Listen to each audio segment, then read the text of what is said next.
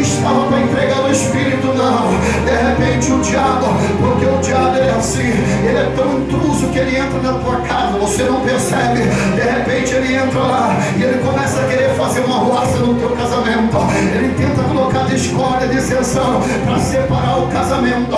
O diabo é tão covarde, porque ele sabe que quando você usa a palavra de Deus, você está trazendo um perigo para ele, porque você tem o direito de entrar no céu com a tua família e ele não pode entrar mais. Então ele entra no coração de um ladrão que está à esquerda e se manifesta e diz assim: ei, você não é filho de Deus, então salve a ti, salve a nós mesmos. Sabe o que a Bíblia diz? Que quando ele manifesta no coração deste ladrão, o diabo desafia Jesus lá na cruz do Calvário. Até no último minuto ele vai desafiar você.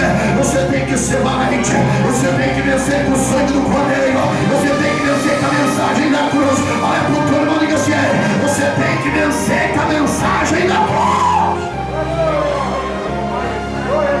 Ele manifesta, e quando ele manifesta no lado à esquerda, então a Bíblia diz que ele começa a tentar envergonhar Jesus. Eu olho para a palavra da cruz, sabe o que eu vejo, irmãos? Eu vejo que até lá na cruz do Calvário Jesus fez amizade.